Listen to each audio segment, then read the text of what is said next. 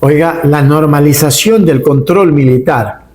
Críticas al nuevo decreto que da vía libre a Noboa sin estado de excepción. Es decir, él puede decir, vaya, métase a la casa de Richard Maíz, sáquenlo a patadas, métanlo en 4 culazos y bla, bla, bla, bla. Se acabó el lío. Y el delito, ahí invéntase. ¿Qué creen? ¿Qué tal? ¿Cómo les quedó el ojo? Vamos a mirar. Hay un artículo de la Constitución que es del 165 que establece qué derechos se pueden suspender o limitar mientras dure un estado de excepción. El presidente puede suspender o limitar, no es obligatorio para él cuando declara el estado de excepción. Por otro lado, el presidente puede ejercer atribuciones excepcionales mientras dure el estado de excepción. Eso regula el artículo 165 de la Constitución.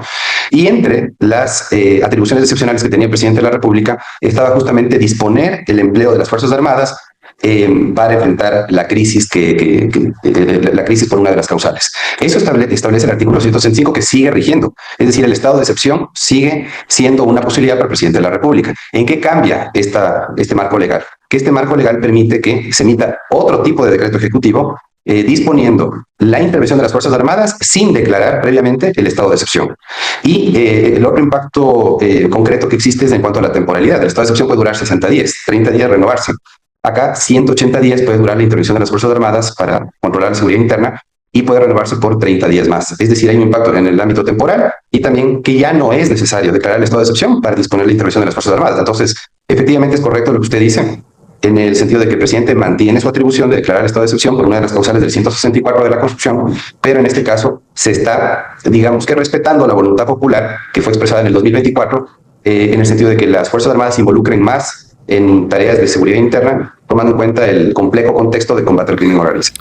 El gobierno de Daniel Noboa suma un nuevo y polémico instrumento legal para intervenir en el orden público tras la aprobación de la Ley de Apoyo Complementario de las Fuerzas Armadas a la Policía Nacional.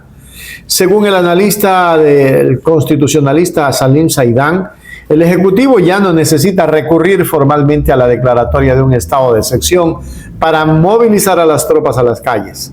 En su lugar bastará con la emisión directa de un decreto ejecutivo ordinario. Este mecanismo reduce significativamente los frenos y contrapesos institucionales habituales, permitiendo al presidente desplegar el aparato militar por periodos de hasta 180 días prorrogables por 30 más, a diferencia de los 60 días más 30 que limitaban a los estados de excepción. Lo que en la práctica institucionaliza la presencia de las Fuerzas Armadas en tareas de seguridad interna bajo la sola firma de Carondelet. Ese es el derecho que te están aplastando, Ecuador.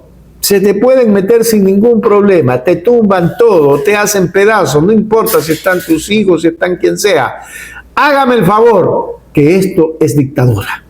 Ahí se las dejo, vamos a seguir. El Partido Social Cristiano inició el combate a la delincuencia en 1984 en la presidencia de León Febres Cordero. Y desde esa fecha para acá, todo proyecto de ley que ha pasado por el anterior Congreso, hoy Asamblea Nacional, que implique lucha en contra de la delincuencia, que implique endurecimiento de penas, ha tenido nuestro respaldo, ha tenido nuestro voto, sin importar quién propone, sin importar de dónde venga. La lucha contra la delincuencia no puede tener tintes políticos. Allí sí tenemos que ser pragmáticos en poner a la delincuencia donde debe estar, en la cárcel, y a los ciudadanos de bien ser libres. Y por la libertad tenemos que luchar. Todos nuestros planes de gobierno, desde 1984, inscritos en el Consejo Nacional Electoral, consta la lucha, la mano dura contra la delincuencia, la mano de hierro contra la delincuencia. Y claro, nosotros sí cumplimos lo que ofrecemos en campaña. Nosotros le ofrecimos al pueblo en esta última campaña, donde me tuve el honor de liderar la lista nacional, que íbamos nuevamente a poner en vigencia lo que ya lo hizo Febres Cordero, y luego en las alcaldías de él y de Nebot lo hicimos, la mano dura contra la delincuencia. Y eso comienza, sin duda alguna, también por el endurecimiento de penas, conforme lo contempla esta ley. Y claro, paralelamente a esto debe ir también las medidas socioeducativas, socioeconómicas, como por ejemplo darle salud a la gente pobre, como por ejemplo darle educación a la gente pobre. No estamos solamente en que deben ser las medidas duras, ni tampoco estamos en la tesis aquella que dice que esto se resuelve no con incrementar penas en el Código Penal, sino con atacar el problema bajo en los temas sociales. Nosotros combinamos las dos. Nosotros creemos que las medidas duras son necesarias para la lucha contra la delincuencia, como son también las medidas socioeducativas, socioeconómicas para la gente de menores recursos de este país. Esta ley llamada antimafia, que busca endurecer las penas, ya lo hicimos, señora Presidenta, en la consulta del 2024 cuando apoyamos la ley para endurecer penas. Y luego esta Asamblea en el periodo anterior trató esa ley y fue aprobada por 132 de 137 legisladores presentes en la sala. De manera que ya ha habido un espíritu a favor de parte de la clase política del país representada en la primera función del Estado de respaldar el incremento de penas. Hoy nos dicen que es necesario incrementar aún más las penas. Y claro, nosotros no nos vamos a poner aquello. Esto va en nuestra línea, esto va con nuestra ideología, esto va con nuestra doctrina, esto va con nuestro planteamiento expuesto en nuestro plan de trabajo. Pero nosotros, señora Presidenta, creemos que hay que ir más allá. Vean ustedes que el endurecimiento de penas, la acumulación de penas, sigue siendo 40 años. Es decir, hoy ya vemos delitos de hasta 30 años que se están incorporando ahora. Es decir, una persona que cometió ese delito ya y comete por segunda ocasión solamente tiene 10 añitos más de cárcel. Porque ya llegó el tope de legales, entre otras cosas, y eso significa que han cooptado algunos poderes del Estado y algunos, lastimosamente, como decían ustedes mismos, jueces, algunos que están realmente teniendo un problema grave porque están sacando inmediatamente a aquellos delincuentes que son encontrados dentro de estos ilícitos. Y es grave porque realmente una situación en la que el Estado ecuatoriano tiene necesidad de fortalecerse mucho más con esta ley que estamos nosotros aquí construyendo para atacarlos directamente. No es posible que esto ha significado que el Ecuador en el último año, en el año 2025, sea el país más peligroso de América Latina y uno de los más grandes del mundo, con casi 10.000 muertes, o que en este año ya 300 y más niños hayan fallecido fruto de estos enfrentamientos entre bandas delincuenciales o la presencia de estos grupos irregulares que están causando el miedo, el terror en nuestro medio. Hace poquitos días, en nuestra estación de servicio del sector de Ayancay, en Azogues, un joven de apenas 21 años, recibió un disparo en la cabeza durante un asalto. Fue trasladado a una casa de salud, pero la gravedad de la herida terminó con su vida. Detrás de esta noticia quedó una familia atravesada por el dolor, una comunidad atemorizada y una nueva exigencia de justicia. Su muerte no puede convertirse en una cifra más ni desaparecer cuando termine la coyuntura mediática. Entre enero y julio de 2026, Ecuador registró 4.882 asesinatos.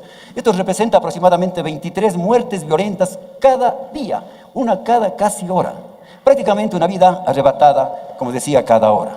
Esta realidad exige una respuesta firme del Estado y nosotros somos parte del Estado y nosotros tenemos la obligación seria, para eso somos asambleístas, para dictaminar estas leyes que permitan tener seguridad al pueblo ecuatoriano y combatir a los grupos delincuenciales. Esta realidad exige una respuesta firme de nosotros, decía. Tenemos que enfrentar al crimen organizado, recuperar los territorios, proteger a las familias y evitar que otro joven salga a trabajar o a cumplir sus actividades cotidianas y termine asesinado por quienes creen que pueden disponer impunemente de su vida. También debemos recordar que desde abril de 2024 el IVA subió del 12 al 15%. A la ciudadanía se le dijo que este sacrificio serviría para financiar la seguridad y enfrentar el conflicto armado interno. En el primer año el incremento habría generado más de 1.300 millones de dólares adicionales para el presupuesto federal del Estado. El país necesita evidentemente y por supuesto, tener una ley antimafias. Nadie se puede oponer a una ley que combata al crimen organizado, que destruya las economías ilícitas, y por ello creo que es necesario incluso entender que el país se nos está en este momento cayendo a pedazos y estamos siendo testigos o simples espectadores incluso de que los niños, las niñas terminan siendo víctimas colaterales precisamente de este enfrentamiento que tienen hoy por hoy las bandas de delincuencia organizada. En Esmeraldas, un niño menor de 5 años falleció como víctima colateral. En Santo Domingo de los Áchilas, hace 2 días, un niño de 8 meses también fue víctima colateral por el enfrentamiento entre bandas, y una escena que causó mucho dolor y creo que a todos, el de unos niños en Guayas también que buscaban esquivar o protegerse, no sufrir estos impactos precisamente de balas. Y cuando les digo que necesitamos una ley antimafias, precisamente también enfocándonos no únicamente en el incrementar las penas, colegas asambleístas, sino desmantelar el corazón de estas estructuras criminales. Y para desmantelar el corazón de estas estructuras criminales y fortalecer las capacidades también estatales, se necesita ir a 3 ejes importantes que deben ser atacados, que es la plata de estas bandas de delincuencia organizada, recuperar los territorios que en ese momento tienen cooptados y luego también atacar el patrimonio que tienen estas bandas de delincuencia organizada. Y allí quisiera poder presentar unas observaciones de lo que hemos revisado de este primer informe que hoy estamos debatiendo aquí en el Pleno de la Asamblea Nacional. Creemos que es necesario incluso especificar aún a profundidad lo que tiene que ver con la pertenencia básica, porque si no se define con precisión qué es la pertenencia básica, mañana lo que va a suceder es que no haya una debida aplicación por la justicia, en este caso a solicitud de Fiscalía General del Estado, que se encarga de la fase preprocesal y procesal penal, y luego cuando ya se tenga que emitir una sentencia por la o el juzgador. Entonces, creería que falta aún definir a profundidad lo que tiene que ver en el aspecto de la pertenencia básica para que haya una amplia claridad en ese tema, Presidenta. Para sectores críticos y analistas jurídicos, este cambio abre la puerta a un uso discrecional y prolongado de los militares en la vida cotidiana de los ciudadanos ecuatorianos, sorteando los controles constitucionales más estrictos bajo el discurso de la crisis de seguridad. Mientras la administración de Noboa defiende que la reforma responde a la voluntad popular expresada en las urnas para intensificar el combate al crimen organizado, la oposición y defensores de derechos humanos alertan sobre los riesgos de militarizar permanentemente al país por decreto. Esta concentración de facultades operativas en el Ejecutivo, sin el filtro de la excepcionalidad formal, pone bajo la lupa la transparencia de mando civil y la delgada línea entre la seguridad pública y el autoritarismo estatal. O, por no decir, y la forma dictatorial de gobernar. Miren ustedes a dónde nos han llevado. Y dicen, miren, y se llenan la boca de pendejadas diciendo que no, que es que estamos combatiendo al crimen organizado. Quiero que me digan solamente una cosa. Usted, señor Noboa, usted, señor Renbi, usted, el otro ministro, ¿cómo se llama? Bueno, el que anda de militar vestido. ¿Dónde va a parar la droga que incautan? Así que le repita la pregunta. ¿A dónde va a parar la diosa blanca que incautan? El polvo ese que sabemos que el patucho usa. ¿Dónde va a parar?